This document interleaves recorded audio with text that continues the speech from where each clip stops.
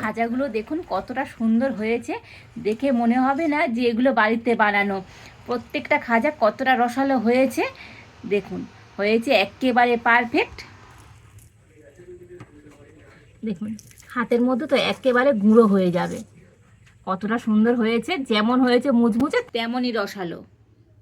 নমস্কার বন্ধুরা, রূপার রন্ধনশালায় আপনাদের সকলকে অনেক অনেক স্বাগত জানি। চলে এসেছি আজকের আবারও একটা নতুন রেসিপি নিয়ে। তো সামনে রথযাত্রা, তো রথযাত্রার স্পেশাল হিসাবে আজকের আমি একটা সুন্দর খাজা রেসিপি শেয়ার করব। আর বাড়িতে খাজা বানানো যে এতটাই সহজ, আপনারা একবার দেখলে বাড়িতেই তৈরি করে নিতে পারবেন, হবে একেবারে দোকানের মতো। আপনারা সঙ্গে থাকুন আর প্রথম থেকে শেষ পর্যন্ত পুরো রেসিপিটা দেখতে থাকুন। আশা করি আজকের রেসিপিটা আপনাদের অনেক ভালো লাগবে। আজকের খাজা তৈরির জন্য এখানে আমি নিয়ে নিয়েছি আটা। তো আজকের খাজা আমি আটা দিয়েই তৈরি করব, চাইলে আপনারা ময়দা দিয়েও তৈরি করতে পারেন। আর এখানে আমি 1 বাটি আটা নিয়েছি, তো এটা গমের আটা।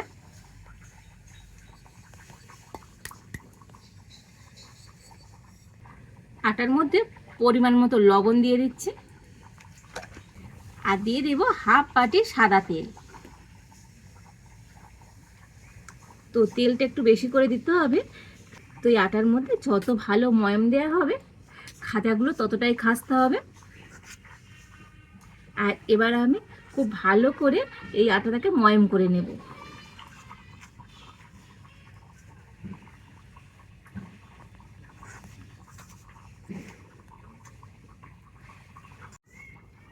আর ময়ামটাকে এইভাবে করে দিতে হবে, হাতের মধ্যে একটু ধরে একটু মুঠো করে নেবেন, দেখবেন মুঠো হয়ে যাচ্ছে, ভাঙছে না, যতক্ষণ না আমি হাত দিয়ে ভাঙছি। ময়ামটা ঠিক এইভাবেই করতে হবে। আর এবারে আমি অল্প অল্প করে জল দিয়ে আটাটা মেখে নেব। তবে জল কিন্তু একেবারে বেশি দিয়ে দেবেন না, অল্প অল্প করে জল দিয়ে মেখে নিতে হবে, কেননা এই ডোটা কিন্তু একটু টাইট হবে, খুব নরম ডো হবে না।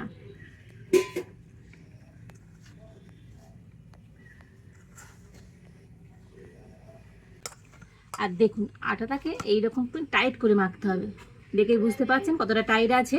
আর এবার আমি এই ডোটাকে 5 মিনিটের জন্য ঢাকা দিয়ে রেখে দেব। 5 মিনিট পর আমি ডো থেকে ঢাকাটা খুলে নেব, আর হাত দিয়ে আবার একটু মেখে নেব। আর এবার আমি এটা দিয়ে কয়েকটা লেচি কেটে নেব। আর দেখুন এইরকম সাইজের করে লেচি কেটে নিচ্ছে।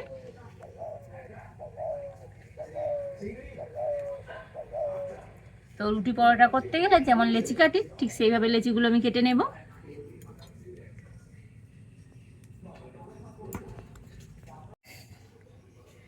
তো সবগুলো লেচি আমি কেটে নিয়েছি। আর এবার একটা লেচি নিয়ে হাতে গোল করে নিয়েছি, আর এই লেচিটাকে এবার আমি বেলে নেব। এখানে আমি নিয়ে নিয়েছি কর্নফ্লাওয়ার, তো উপর দিয়ে একটু কর্নফ্লাওয়ার দিয়ে দেব। তো এটাকে কিন্তু কর্নফ্লাওয়ার দিয়ে বেলে নিতে হবে। আর যদি একান্ত হাতের কাছে কর্নফ্লাওয়ার না থাকে, তো কর্নফ্লাওয়ার পরিবর্তে আপনারা ময়দা দিয়ে বেলে নেবেন।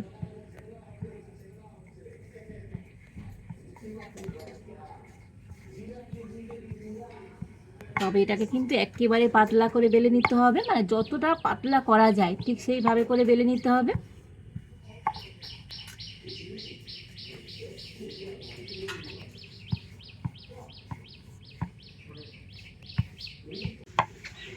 দেখুন আমি একেবারে কিন্তু পাতলা করেই বেলে নিয়েছি, তো দেখেই বুঝতে পারছেন কতটা পাতলা।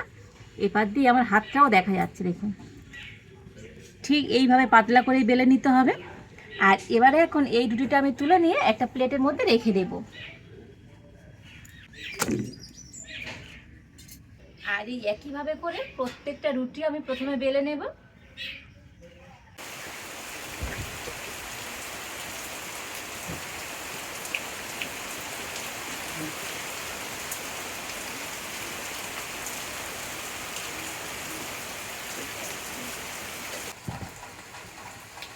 আর দেখুন সব কটা রুটি কিন্তু আমি এইভাবে করে বেলে নিয়েছি। আর এবার আমি একটা রুটি নিয়ে নিয়েছি, আর দেখা পাচ্ছে কত জোরে বৃষ্টি এসছে, আর এত জোরে বৃষ্টি পড়ছে, মানে আমার গলার ভয়েসটা কতটা আপনারা শুনতে পাচ্ছেন আমি জানি না। তো যাই হোক, আর এই রুটির উপরে আমি এবার দিয়ে দেব সাদা তেল। তো সাদা তেলটা দিয়ে রুটির উপর খুব ভালো করে লাগিয়ে দেব। দেখুন এইভাবে করে লাগিয়ে দিয়েছি। আর এর উপরে এবার আমি কর্নফ্লাওয়ার দিয়ে দেব। কর্নফ্লাওয়ারটাও হাত দিয়ে ভালো করে লাগিয়ে দেব চারিধারে।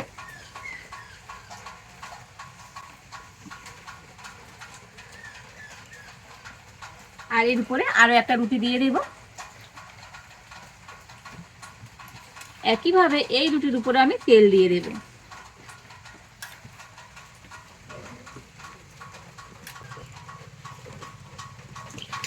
তেলটা ভালো করে লাগিয়ে দেবো চারিধারে।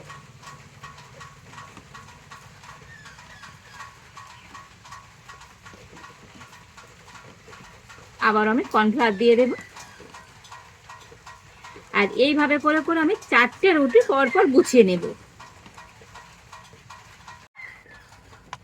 তো এই আমি 4টে রুটি পরপর এইভাবে করে দিয়ে দিয়েছি। আর এই রুটির উপরও একইভাবে তেল আর কর্নফ্লাওয়ার দিয়ে দেব।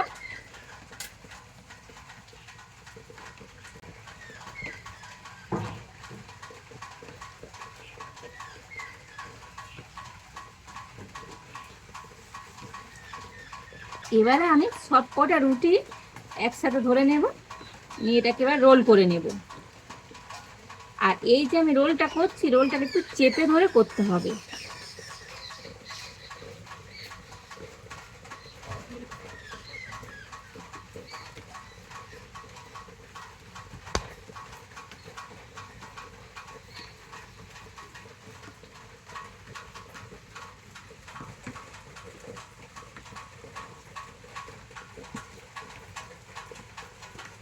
আর এই সাইডটা আমি একটু জল দিয়ে দেব। তো একটু জল দিয়ে মুড়ে নেবেন, দেখবেন ভাজার সময় কিন্তু এইগুলো আর খুলে যাবে না। তো এইভাবে করে সব কটা ধারে একটু করে জল দিয়ে দেব।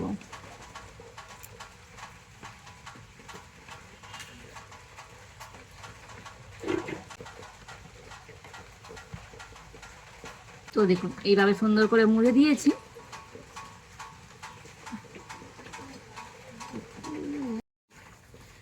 আর এবারে আমি একটা ছুরি নিয়েছি, আর ছুরি দিয়ে কেটে নেব। তো প্রথমে আমি একটু সাইডটা কেটে বাদ দিয়ে দেব।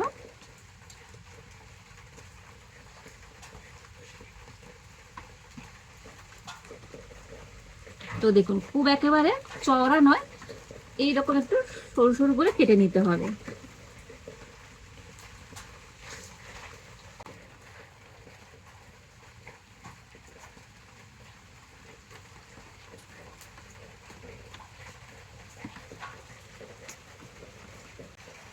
দেখুন এইভাবে করে কেটে নিয়েছি, আর কত লেয়ার হয়েছে দেখুন।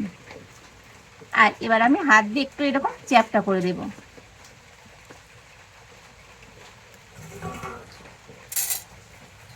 তো সবগুলোকে একটু করে এরকম চ্যাপটা করে দিচ্ছে।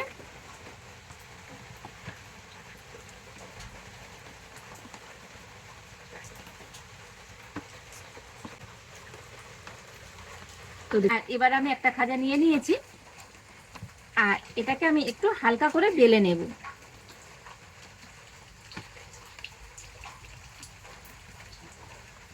তো দেখুন এইভাবে করে বেলে নিয়েছি, আর রেখে দেব।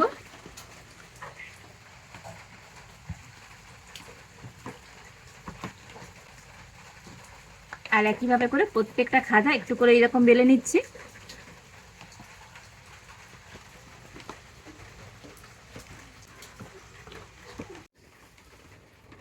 তো সবগুলোকে এইভাবে বেলে নিয়েছি। 4টে রুটি দিয়ে করে নিয়েছি, আরও 4টে রুটি তো রয়ে গিয়েছে, আবারও একইভাবে করে নেব। তো আমি একটু বেশি করে তৈরি করছি, কেননা এগুলোকে একবার তৈরি করে আর অনেকদিন কিন্তু রেখেও খেতে পারবে, খেতে তো দারুণ লাগে। দেখুন এই সমস্ত খাজাগুলোকে এইভাবে করে বেলে নিয়েছি।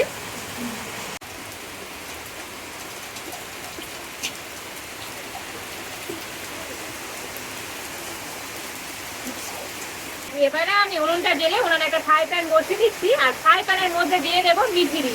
তো এখানে আমি একটা বাটি ম্যাপ করে 1 বাটি মিচিরি নিয়ে নিয়েছি, দিয়ে দিচ্ছি। আর ওই একই বাটি মাপ করে 1 বাটি জল দিয়ে দেবো। 2টো এলাচ ফাটিয়ে নিয়েছি, দিয়ে দিচ্ছি। তো এখানে আমি মিচিরি দিয়ে চিড়াটা তৈরি করছি, তো চাইলে আপনারা চিনি দিয়ে চিড়াটা তৈরি করে নিতে পারেন।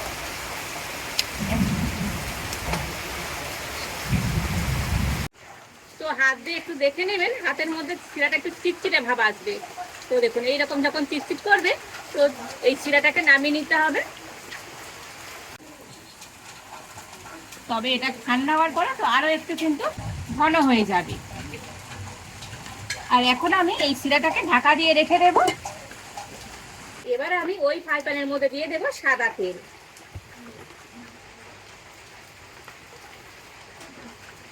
তবে খাজা ভাজার সময় তেল কিন্তু খুব বেশি গরম করলে হবে না, একদম হালকা গরম হবে। আর সেই তেলের মধ্যে খাজাগুলোকে দিয়ে দিতে হবে। আর দেখে বুঝতে পারছেন তেল কিন্তু একেবারে হালকা গরম হয়েছে। তবে খুব বেশি দেব না, প্রথমবার আমি 4টেই দিয়ে দিলাম। তো ফ্রাই প্যানের হাতাটা ধরে একটু এরকম নাড়িয়ে চাড়িয়ে দেবো। আর এই খাজা ভাজার সময় তো উনুনের জালটা কিন্তু একেবারে কমিয়ে দিতে হবে, মানে একদম হালকা জালে খাজাগুলোকে ভেজে নিতে হবে। আর এবারে আমি খাজাগুলোকে একটু এইরকম ছুরি দিয়ে ফাঁকা করে দেব। তো একটা এরকম ছুরি নিয়ে নেবেন, এতে করে কিন্তু খাজাগুলো এই এই যে লেয়ার আছে এইটা কিন্তু একটু করে ফাঁকা করে দিতে হবে।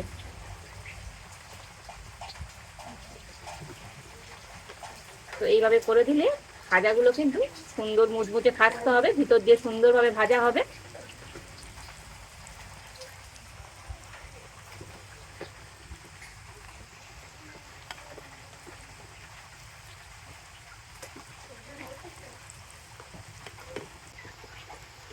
তো দেখুন এইভাবে করে একটু করে ফাঁকা করে দিচ্ছি। দেখুন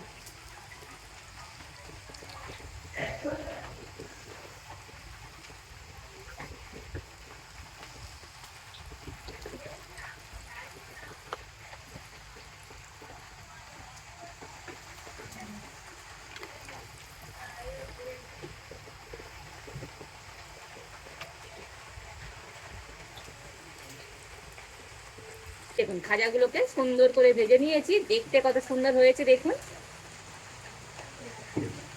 আর লেয়ারটা কত সুন্দর বোঝা যাচ্ছে। আর এবারে তেল থেকে ভালো করে তেলটা ঝরিয়ে তুলে নেব।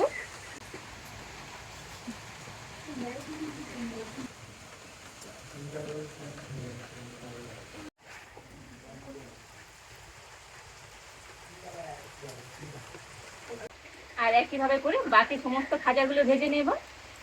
আর দেখুন সব খাজাগুলোকে সুন্দর করে ভেজে নিয়েছি, কত সুন্দর হয়েছে দেখুন খাজাগুলো, কত লেয়ার হয়েছে দেখুন, প্রত্যেকটা খাজা কতটা সুন্দর হয়েছে। আর এই খাজাগুলোকে আমি একটু ঠান্ডা করে নিয়েছি। আর এবারে আমি এদিকে যে মিষ্টির শিরাটা তৈরি করে রেখেছিলাম, আর শিরাটাও ঠান্ডা হয়ে গিয়েছে। তবে খাজা আর শিরা দুটোই কিন্তু ঠান্ডা করে নিতে হবে, তা না হলে তো খাজাগুলো শিরার মধ্যে দেওয়ার সাথে সাথে নরম হয়ে যাবে, তখন খাজার মধ্যে যে মুচমুচে ভাব সেটা থাকবে না। আর এবারে আমি এরকম কয়েকটা খাজা নিয়ে আর এই মিষ্টি শিরার মধ্যে দিয়ে দেব। তবে খুব বেশিক্ষণ কিন্তু রাখবো না, একবার এরকম এপিট ওপিট করে তুলে নেব।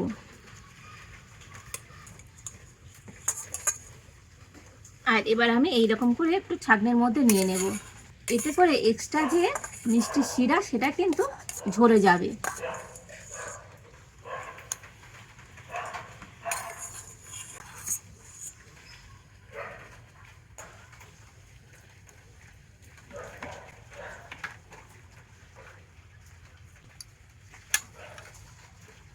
তো এইভাবে করে মিষ্টি শিরাটাকে একটুখানি ঝরিয়ে নিতে হবে। প্লেটের মধ্যে করে নিয়ে নেব।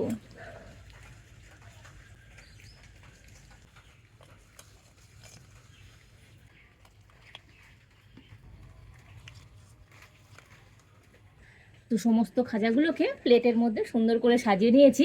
আর কত সুন্দর হয়েছে দেখুন আজকের এই খাজাগুলো, কতটা মজার হয়েছে। আর ভিতরে কত সুন্দরভাবে মিষ্টি শিরা ঢুকেছে দেখুন, দেখে বুঝতে পারছেন অসম্ভব সুন্দর হয়েছে আজকের এই খাজাগুলো। যেমনই হয়েছে দেখতে সুন্দর, তেমনই কিন্তু ভিতর থেকে হয়েছে একেবারে রসালো। দেখুন অসম্ভব মজার হয়েছে আজকের এই খাজাগুলো। দেখুন হাতের মধ্যে তো একেবারে গুঁড়ো হয়ে যাবে, কতটা সুন্দর হয়েছে। যেমন হয়েছে মুচমুচে তেমনই রসালো।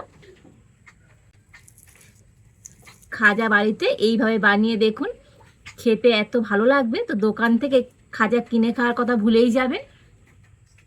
তাহলে আর দেরি কেন, বাড়িতেই বানিয়ে ফেলুন আমার মতো করে একেবারে সহজ পদ্ধতিতে খাজা। আর সামনে রথযাত্রা, তো রথের মেলাতে খাজা কিনে না খেয়ে বাড়িতেই তৈরি করুন, দেখবেন খেতে দারুণ লাগবে। আজকের আমার এই খাজা রেসিপিটা আপনাদের কেমন লাগলো তো অবশ্যই কমেন্ট করে জানাবেন, ভালো লাগলে লাইক শেয়ার সাবস্ক্রাইব করবেন। আজ এই পর্যন্ত, আপনারা ভালো থাকুন, সুস্থ থাকুন, দেখা হচ্ছে নতুন কোনো একটা রেসিপি নিয়ে।